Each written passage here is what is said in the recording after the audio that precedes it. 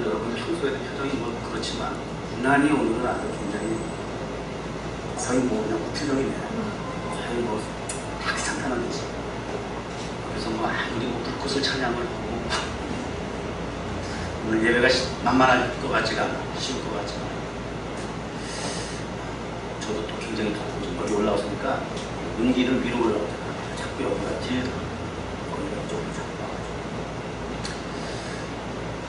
같이 좀 신경을 써야 될 것 같아요. 지난 한 주간 동안 뭐라 그래요? 여러 가지 세인들의 관심사가 됐던 그 소식이라고 할까요? 한국 사회에서 SNS를 통해서 그 글을 올렸다가 굉장히 혼난 축구 선수였죠. 기성용 선수. 결혼까지 잘 하고 나서 좀 아주 모양새가 참 안 좋게 됐어요. 왜 그랬어요? 자기 개인 사사로운 그 트위터라든지 이런 공간에서 쓴 글이라고 하지만 공인이기 때문에 그런 것조차도 주의해야 하죠. 결론은 그거잖아요. 나 해외 판대, 나 유럽 판대, 감독이 무시했다는 거예요. 그래서 감독에 대해서 도발적인 그런 표현들을 했죠. 그래서 이유야를 막론하고 있을 수 없다. 무서워서 올랐었어요.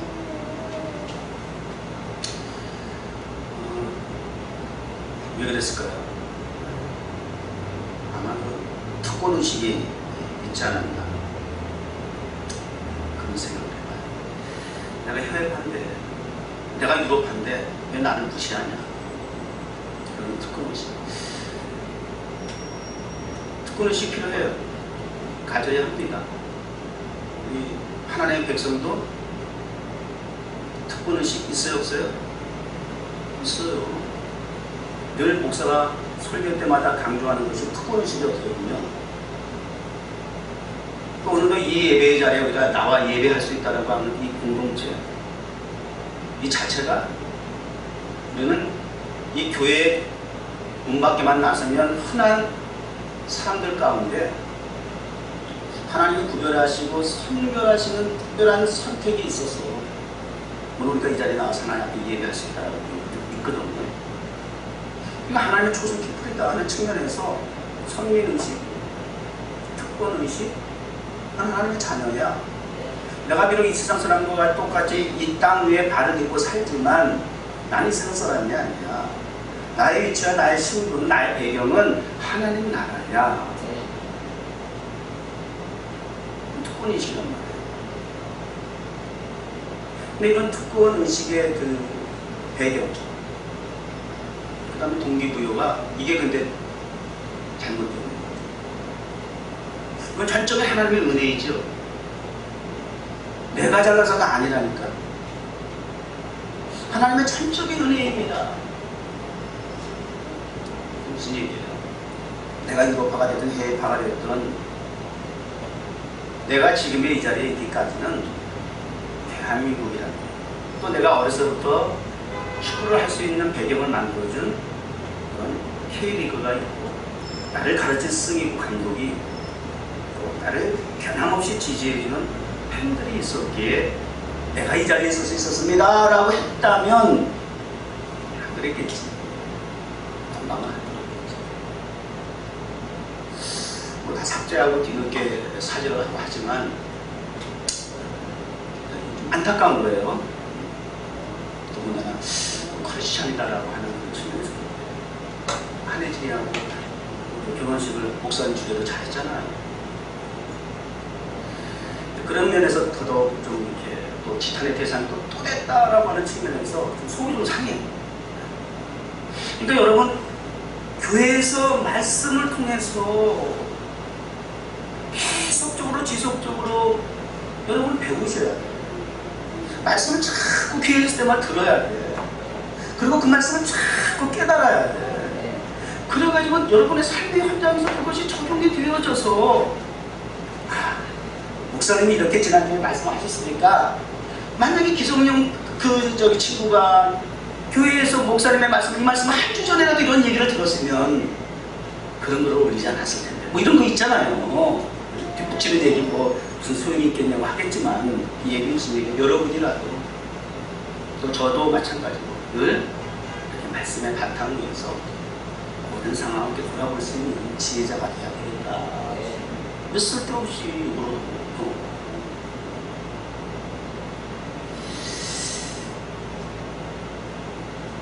또 우리가 한 주간에 관심사가 됐던 소식 중에 하나가 여러분 연예병사라는 거 들어보셨어요? 한국 군대는 연예병사가 있어요. 날씨가 더운데 이런 얘기하면 재밌잖아. 편안하게. 근데 왜 시끄러웠어요? 뭐 어제 오늘 일도 아닌데 근데 글쎄 세븐이 쌍초하고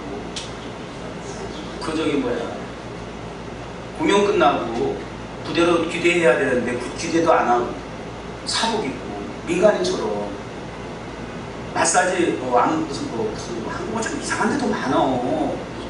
마사지 시술쇼 하여튼 다 갖다 붙이면 되는 거야 그냥. 거기 들어갔다가 딱 추적하고 있는 기자들한테 딱 걸린 거 아니야. 그래가지고 이제 그게 이제 세상 밖으로 나와가지고 이슈화가 돼가지고 이게 군인이냐. 뭐 이래가지고 연예병사의 그 제도에 대해서 좀 시끌벅적하고만 폐지해야 된다고 이런 얘기가 있고, 이런 일련의 일들을 이렇게 보면서 아직 어린 철없는 청년들의 그런 행태라고 하기보다는 특권의식, 연예병사로서 특권의식, 또 뭐 해외 스타로, 축구 스타로서의 특권의식 괜찮아요. 가져야 돼요. 필요해요. 정체성의 문제니까. 근데 이런 부분에 있어서 그걸 자기 관리를 잘 못하면 이렇게 그게 배경에 내가 있기까지 이런 환경이 있고 배경이 있고 사람들이 있었다라고 하는 고마움과 감사함이 그것이 준비가 되지 않으면 그게 남용이 돼가지고 이렇게 자신을 물는 사람들에게 피해를 주는 하고 싶은 말이 있어도 하지 않는 절제. 가고 싶은 것이 있어도 그것을 내가 갈 수 있는 때로는 고난이 있다고 할지라도 가지 않는 절제. 이런 것들이 조금 더 그들에게 어떤 삶의 방식에 영향을 줬다면 그걸 이제 우리가 성숙이라고 하겠죠. 이런 일은 있지 않았을까 하는 생각을 해봅니다. 인류의 첫 번째 범죄 역시 선악과와 마주쳤을 때에 부함직스럽고 먹음직스러웠을 때에 유혹했어요.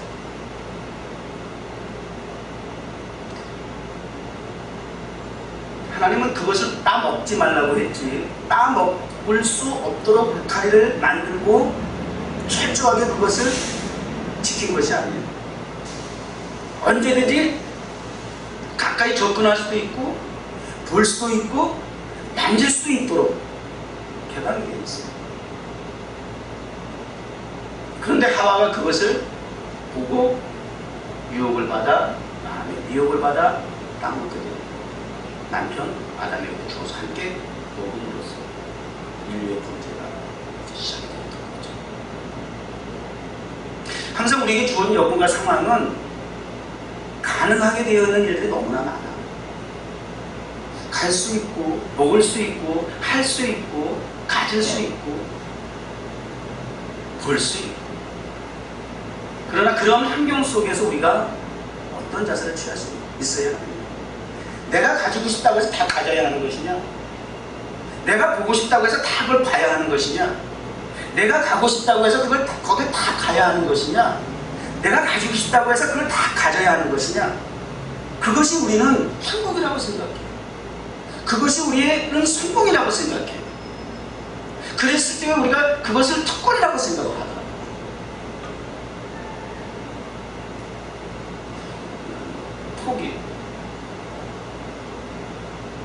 포기의 반대말이 뭡니까? 포기. 하나. 제가 다음에다가 포기의 반대말 이렇게 쓰니까 성공 이렇게 써놨더라고요. 성공의 반대말은 실패인데 포기가 같은 의미라는 거예요. 이해가 되죠? 늘 말씀 가운데서 포기하지 말라고 목사가 가르치잖아요. 포기하면 성공할 수 없죠. 근데 오늘 조금 역설적인 부분을 다룬다. 포기를 해야 성공할 수가 있어요. 그러니까 선택의 문제인 것이야. 내가 어느 것을 유지할 것이냐, 붙잡을 것이냐, 내가 어느 것을 포기할 것이냐, 내려놓을 것이냐. 이게 굉장히 중요해요. 자, 지난 시간에 우리 모세라고 하는 그 인물이 태어나기 바로 직전에 상황에 대해서, 특별히 그 산파라는 인물을 통해서 모세의 태어나기 바로 그 상황을, 주변 상황을 이렇게 한번 목사님 말씀을 통해서 생각해 보았어요. 모세는 참 출생부터 오늘 본문의 마지막 죽음까지의 인생이 상당히 특이한 분이시다. 출생 때에도 애국왕의 지시 명령에 의해서 많은 유아가 죽어야 하는 비극적인 배경을 가지고 간신히 목숨을 부지할 수 있었던 가운데 그 인생이 시작이 되고, 또 오늘 본문 마지막 그의 죽음을 우리가 여기서 볼 수 있는데, 마지막 죽음을 앞둔 그의 모습을 통해서 오늘 우리에게 주시는 말씀, 특별히 포기라고 하는 부분에서 무엇을 우리가 포기할 수 있어야 하느냐 하는 부분에 대해서 제목을 오인해, 오이나, 오이지마. 여기 제대로 보이는데 주보는 지난주 설계되고 있어. 복음의 산파가 다. 이거 지난주 거예요. 하나님 나라의 산파가 다.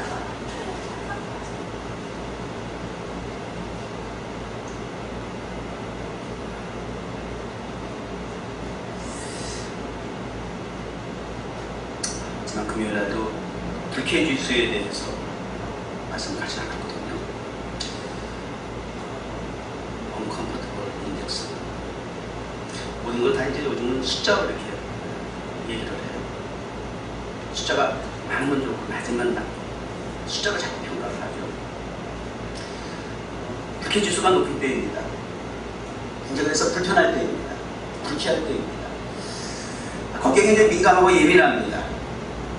그래서 어떻든지 피설하는 방법을 통해서 불쾌지수를 낮추려고 합니다. 그렇게 우리 육체에 대해서는 바로바로 직접적인 영향을 우리가 받으니까 불편한 건 못 견디거든. 불쾌한 거는 못 견디거든. 그러니까 바로 그 문제를 해결해야 해. 그러니까 그 문제, 육체적인 그런 어떤 그 오는 그 영향력에 대해서는 바로 반응을 한다. 그래서 그걸 바로 해결하자는 도대체로만 못 살 것 같단 말이에요.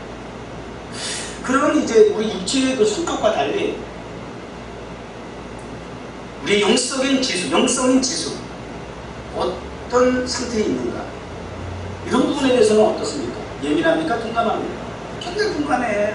그럼 그러니까 당장 내게 피부적으로 와닿는 어떤 그런 뭐 충격이 아니니까, 그런 부분도 막 인간적인 그런 어떤 충격이 올 때 조금 그나마도 정신 번쩍 나는 거야.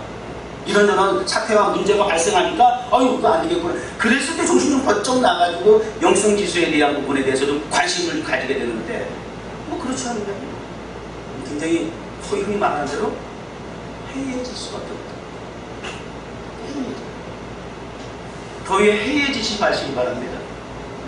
이러한 가운데서 우리가 영적인 영성의 지수에 대해서 우리가 관심을 가지시고,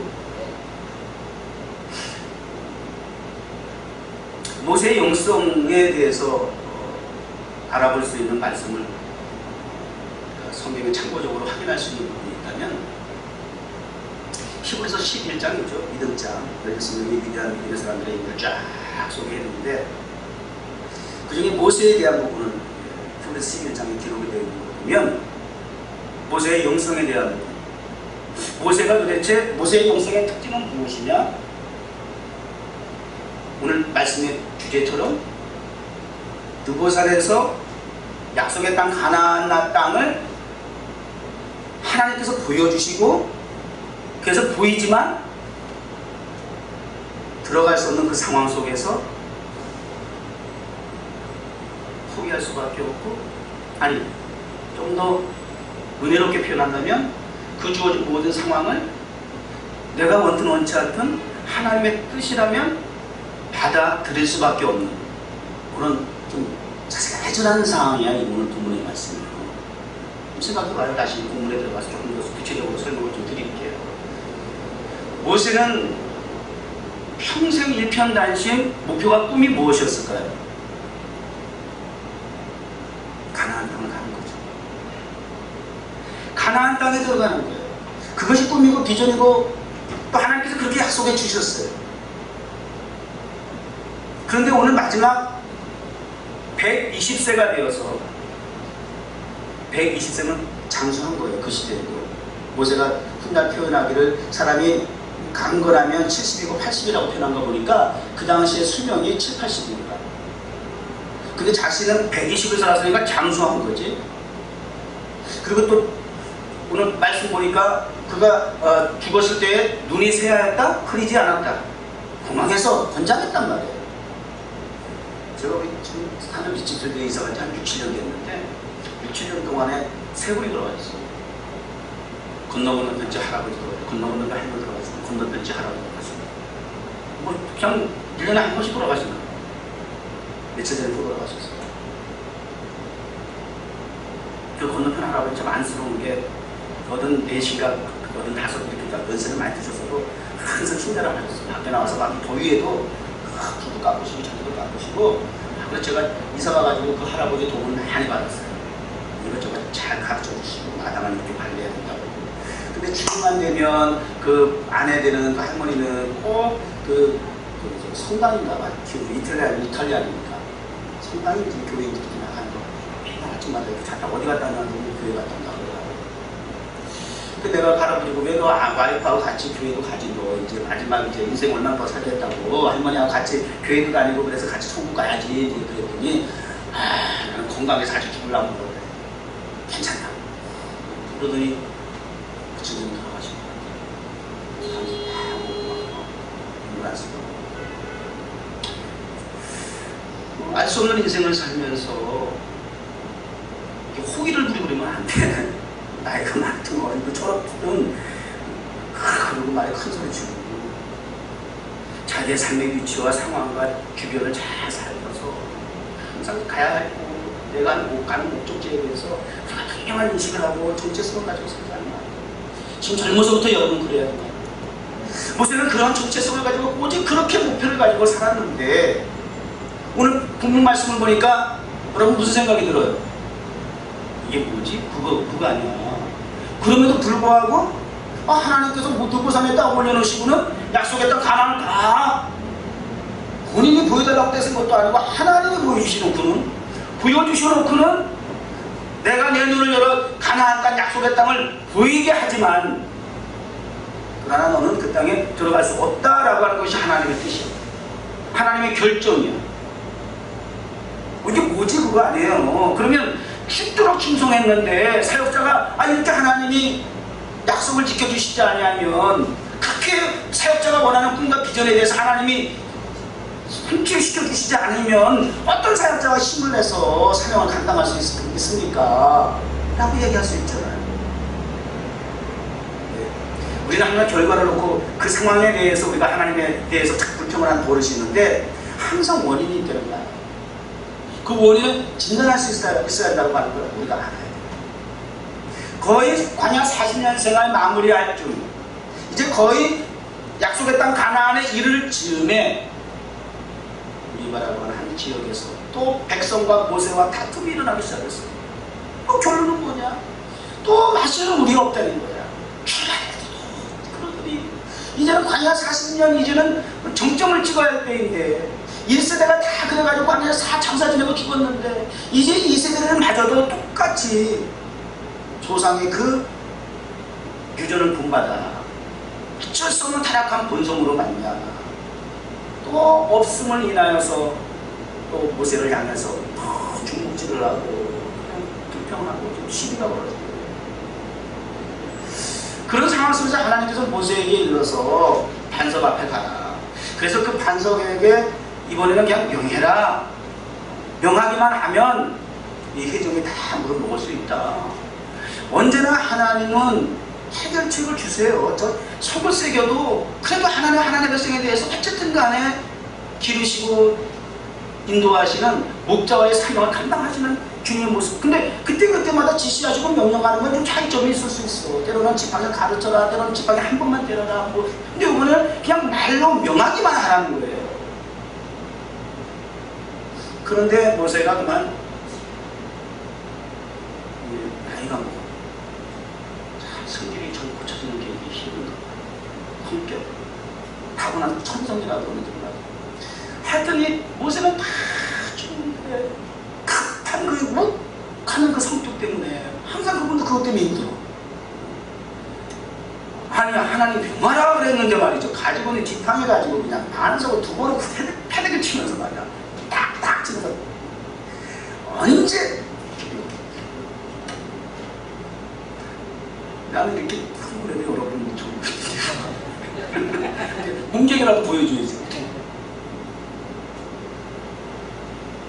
우리가 언제까지 너에게 이렇게 물을 내서 먹여야 되겠느냐.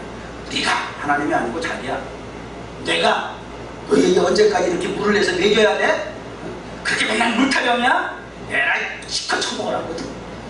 근데 질승질은 못 이겨서 그냥 마이를 팡팡 도망친 거예요. 성경이 정확하게 뭐라고 얘기하냐면 하나님께서 이 사건을 두고 이렇게 얘기를 해요. 민수기 20장 11절에 그 손을 들어 그 지팡이로 반석을 두 번 치매 물이 많이 솟아나므로 해중과 그들의 짐승이 마시니라. 그런데 12절이 여호와께서 모세와 아론에게 이르시되 너희가 나를 믿지 아니하고 이스라엘 자손의 목전에 나의 거룩함을 나타내지 아니한 거로 너희는 이 총리를 내가 그들에게 준 땅으로 인도하여 드리지 못하게 될 것이다.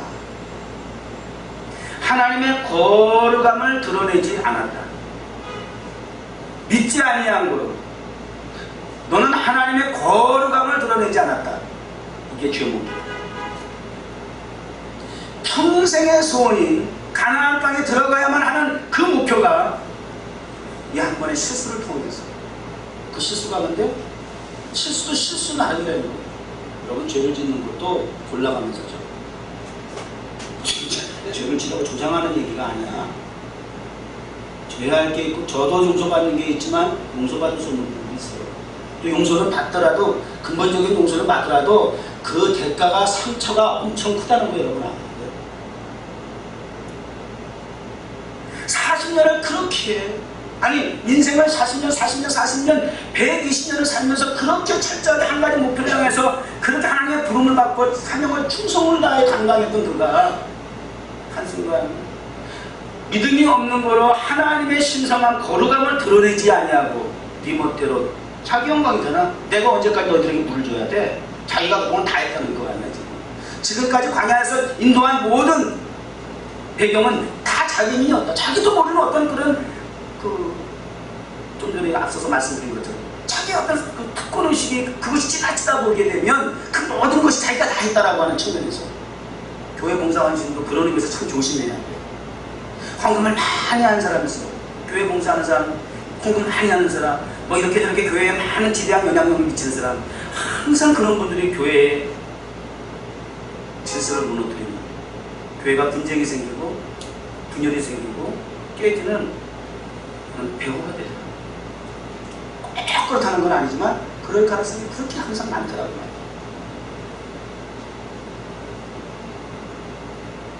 하나님의 거룩함, 신성함을 드러낼 수 있는 사역이 돼야 돼요. 어느 곳에 가든지 타임스퀘어 강장의 소리가 예배를 드릴지라도 박수를 받을지라도 또 타임스퀘어 성전을 우리가 그렇게 기도하는 그 극장 성전으로 공헌해서 그곳에서 사역을 감당하면서 많은 사람들의 또 이목과 주목을 받을 일이 생길 때라도 그럴 때일수록 하나님의 영광을 가는 일이 있어서는 안 될 것이고 하나님의 거룩함을 드러내는 일 위에 자신의 영광을 드러내고 자신의 모습을 드러내려고 한다면 하나님은 이전에 어떠하게 하든지 간에 하나님 그건 좀 못 참으시는 거예요. 그거에 대해서 굉장히 노여워하시고 대노하시는 것 같아요. 딱 냉정하게 너는 가나안에 들어가게 못할 것이다. 이것이 그러니까 그 상황을 알죠. 때를 쓸 수 있잖아. 하나님 이게 무슨 말이에요?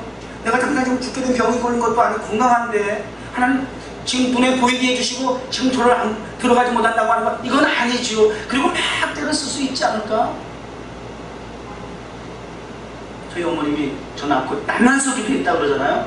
아, 이 늙어서 낳은 막내 아들 이거 결혼하는 거나 보고 내가 죽을까? 하나님 결혼식 하는 것까지 나 살려주세요. 우리 어머니 저를 낳자마자 그렇게 기도하실 때 그렇게 말씀하시잖아요. 저 낳을 때까지 저 살려주세요. 아니, 결혼할 때까지 살려주세요. 그래 결혼하고 나서 바로 이제 임종하시게 생겼어요. 원래 그 전에 임종하셔야 되는데 저 결혼 날짜 잡히니까 우리 어머니 거짓말처럼 자리에서 벌떡 일어나셨어요.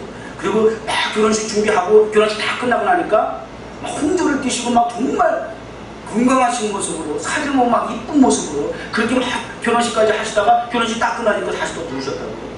거짓말같이 다시 또 누우셨어요. 그리고 석 달 동안 임종을 준비했는데 마지막 제 품에 안기면서 마지막 하신 말씀이 내가 너를 결혼할 때까지만 살려달라고 사실 그랬는데 네가 결혼식 하는 것까지 하나님께서 내가 보게 살려주셨다. 근데 또 욕심이 생겨서 우리 막내 아들이 이제 전도사인데 목사 안에서 받는 것까지만 저 목숨 연장해 주시면 안 될까요? 그랬는데 대답이 없으시네. 그냥 여기까지 가고 그래서 무슨 마지막 인물을 하시는 그 어머니인 모습 받아들여야 되는 거죠. 설령 그럴 수 있을까? 생각이 들지 몰라. 타임스퀘어 극장 성경 보고 나는 내가 못 보고 강부사님이나 전사한테 맡긴다면 나 돌아오겠지.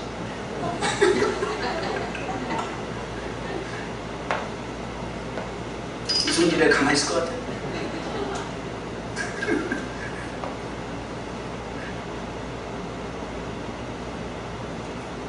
생각도 하고 싶지 않아? 근데 아니야. 이제 하나님이 많은 걸 내려놓는 훈련을 자꾸 시키시는 거야. 참, 내려놓는 하여튼 이제 나도 이제 지쳤어요. 더 이상 또 어떻게 하겠다, 같이 됐다, 취하겠다, 뭐 올라가겠다, 성공하겠다, 막. 하나님이 그냥 다 죽어가지고, 그냥 용태 패놓은 거, 이런 거 두고 팬다고 그래, 뭐라 그래. 그냥 그렇게 훈련시키시는 거 같아요. 하나님의 뜻이라면 어느 곳에서 내려놓고 소개할 수 있어야 한다는 이 모세의 모습입니다. 이런 모세의 거룩함, 모세의 믿음, 그것을 측정할 수 있는 그런 부분을 우리가 10부터 11장에서 보면 그 특징을 우리가 보면 알 수 있어요. 바로의 궁전에서 살 수 있어요. 공주의 아들의 신분을 가지고 살 수 있어요. 애고로부터 나는 모든 부와 재물은 자기 것이 될 수 있어요. 권력과 권세를 누릴 수 있어요. 따라서 사람들이 추구하는 행복을, 낙을 누리며 살아갈 수 있는 여건과 조건을, 배경을 다 가지고 있었어요. 근데 11장에 모세는 하고 말씀하는 것이 무엇이냐? 그 모세를 소개하는 것이 무엇이냐? 모세의 신앙을 측정해 볼 수 있는 단어들이 몇 가지 나오는데 그럼에도 불구하고 공주의 아들이라 칭함을 받는 것을 거절하고 애국 왕과 백성들 사이에서 권한과 권력을 가지고 모든 부귀영화를 누릴 수 있었지만 그러나 하나님의 백성과 권한과 능력을 받는 것을 더 즐거워하고 잘했죠. 또한 부인은 애굽의 왕이라고 하는 권력자가 있었지만 그는 결코 두려워하지 않을 수밖에 없었던 것은 보이지 않는 자 하나님, 보이지 않는 하나님을 보이는 것과 같이 여겼기 때문에 보이는 것을 두려워하지 아니하였더라. 이게 모세의 영성의 지수예요. 것과 보이지 않는 차이점 속에서 정확한 기준을 가지고 있었기 때문에 보인다고 해서 거기에 민감해가지고 두려워하고 무서워하고 거기에 욕심을 가지고 채우려고 쾌락을 추구하는 것이 아니라 그것은 착각이라고 하는 걸 너무나 잘 알기에 보이지 않는 하나님의 거룩한 신성에 대해서 철저하게 내려놓을 것을 내려놓고 포기할 것을 포기하고 신앙생활 잘한다 못한다는 바로 이 부분인 것 같아요. 내가 무엇을 선택하느냐, 내가 무엇을 거절할 수 있느냐, 포기할 수 있느냐. 먹을 수 있어. 가족 친구들하고 어울려서 술도 먹을 수 있고 뭐 이것저것 막 먹고 싶은 거 얼마든지 먹을 수 있어. 접근이 가능해. 누구 말릴 사람도 주변에 아무도 없어. 그럼에도 불구하고 그 자리에 있을 때 그것이 가장 가능할 때 그럼에도 불구하고 보이지 아니하는 하나님을 두려워하고 보이지 아니하는 하나님을 의식하며 보이지 아니하는 하나님의 나라의 선민이라고 하는 의식을 가지고 거절할 수 있어요. 너 할 수 있어요. 갈 수 있지만 가지 않아.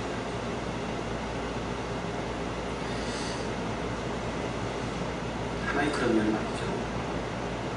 제가 군생활에 대해서는 뭐 아무나 먼저 간증을 했지만 그 다음은 하나님께서 다 책임져 주셔요. 그냥 제가 생각하고 제가 위한 이상으로 모든 환경을 다 만들어 주셔요. 그렇게 거절을 하고 먹을 것 안 먹고 또 교회 가야 할 때는 반드시 교회 목숨 걸고 가고 예배를 목숨같이 어기고 했더니 군생활 지휘관이 막 저를 높여주시고 제가 그냥 지휘관과 동급에서 그냥 모든 막 사역을 할 수 있도록 그렇게 하나님께서 높여주시고 연예병사 민간인 저는 더 했어요. 저는 민간인 저리 가라 했어요. 저는 막 그냥 그 지휘관들이 차 대절해주면 이러고 차 타고 막 다녔어요. 헌병들이 지나가면서 경례에 뭐 계속 보면 저 뭐야 사병아니야? 이런 정도로 서울에 막 내 마음대로 왔다 갔다 했어요. 내가 막 나가면 헌병들이 딱 찾다가 남은 놈 수고하시고 안녕히 가십시오. 딱 그러고 뭐 제재도 안 했어요. 거의 저는 그냥 완전히 후회했어요. 왜 그런지 아세요? 먹을 수 있는 거 절제하고 안 하고 갈 수 있는데 절제하고 안 가고 할 수 있는 일이 있었는데 절제하고 안 하고 이렇게 했더니 하나님이 그런 백그라운드를 만들어주시더라고요. 모든 것을 다 했어요. 여러분의 영성의 지수 지금 얼마나 됩니까? 모세를 다시 한번 돌아보면서 무엇을 우리가 어떻게 이러한 상황 속에서 결정하고 선택하고 나가야 할 것인지 나의 신과 정체성에 대한 확신과 그리고 목표의식을 가지고 모든 주어진 상황 속에서 우리 젊은 청년들에게 오는 유혹과 미혹은 너무나 많아요. 그렇기 때문에 특별히 청년들이 구성이 된 우리 뉴욕정원교회가 장점이기도 하지만 참 단점인 부분이 무엇이냐? 자주 흩어진다는 거예요. 모래알과 같아요. 자리를 지킨다는 것이 참 쉽지 않아 보여요. 왜? 너무나 보이는 것이, 너무나 들리는 것이, 너무나 주변의 여건과 환경이 그들을 미혹하고 유혹함으로써 그들에게 악영향을 줄 수 있는 마음을 빼앗기게 하고 그들의 걸음과 방향을 어그러지게 하는 그러한 상황이 너무나도 많다는 것이죠. 그러한 상황 속에서 신앙을 믿음을 지켜야 하는 여러분들 이 자리에 오늘 앉아서 사명을 감당하는 그 위치에 있는 것만으로 모세의 영성을 따라 하나님께서 인정해 주실 수 있고 또 그렇게 하나님의 모든 주어진 상황 속에서 하나님의 뜻을 우리가 받아들이고 인정하고 내려놓고 나아갈 수 있는 그러한 사명의식을 가지고 우리가 삶을 감당한다면 결과는 하나님께서 하시는 겁니다. 오늘 이 시간 우리가 눈을 감아 주님께서 부르시는 그 순간이 된다 할지라도 후회 없는 그런 우리의 삶의 모습이었다. 우리 뉴욕정원교회를 얘기할 때마다 아니 지우시 목사가 1대잖아. 뉴욕정원교회 2대, 3대, 4대가 돼서 이 뉴욕정원교회 설립 과정을 얘기하고 뉴욕정원교회가 이 자리에 있었던 배경에 대해서 다음 세대가 말씀을 하고 간증을 할 때에는 주의종 주우신 목사에 대해서 이렇게 하나님께서 시작하게 하셨고 비록 목적지를 눈앞에 두고 일성하지는 못했을지라도 하나님이 이렇게 은혜를 주셨고 이 교회가 또 우리가 이런 사역을 할 수 있었다라고 하는 그런 것들은 감사합니다. 감사합니다. 떠날 것 같으네. 저기 지금 한국에 저 귀청 기능이 유유유인해. 그래서 그거 좀 하라고 했어. 마음이 왜 이렇게 와닿지 모르겠다. 참, 뭐야, 칠갑산에 그 귀농 귀촌하시는 분들, 목사님들, 그 목사님이 목회를 하시는데, 최근에 금성이 그렇게 오라고 쓰고, 이메일로 얼마나 그냥 보내주시면서, 주로 저는 거기까지 먹히게 마음이 항상 준비를 하고, 상황 속에서 하나님의 모든 일들에 대해서 원망 시비 없이 사명을 잘 감당해서 훗날 좋은 동복이가 되는 믿음의 손들었다. 그렇게 우리의 마지막을 잘 총리하는 그런 삶을 살았으면 좋겠습니다. 하나님 아버지 감사합니다. 믿음의 사람들의 특징은 이와 같이 포기할 것은 포기하고 내려놓을 것은 내려놓았던 것을 알 수 있습니다. 아브라함이 본토 친척 아비집을 포기했고, 베드로는 배와 그물을 포기했습니다. 삭개오는 재산의 절반을 포기했고, 다니엘과 사드락과 메삭과 아벳느고는 목숨마저도 내려놓고 포기했었습니다. 또한 에스더는 죽으면 죽으리다 라고 목숨을 내려놓고 포기하며 하나님을 선택했음을 기억합니다. 하나님 아버지, 우리의 살고 죽는 것이 무엇이 그렇게 대단하겠습니까? 모든 것을 하나님 앞에 맡기고 하나님의 절대적인 인도하에 살아갈 수 있는 뜻 안에 순종하며 그리고 받아들이며 인정하며 살아갈 수 있는 복된 남은 생에 되게 하여 주옵시사. 주님 앞에 설 때에 잘했다 칭찬받게 하여 주옵소서. 그래도 감사한 것은 모세가 여기서 실패한 것이 아니라 훗날 예수님이 변화산상에서 기도할 때에 모세의 엘리야가 등장했던 것을 기억합니다. 이 이상 어떤 큰 영광의 자리에 이룰 수가 있겠습니까? 하나님, 그날을 바라보며 우리의 주어진 사명을 충성스럽게 잘 감당하게 하옵소서. 예수님의 이름으로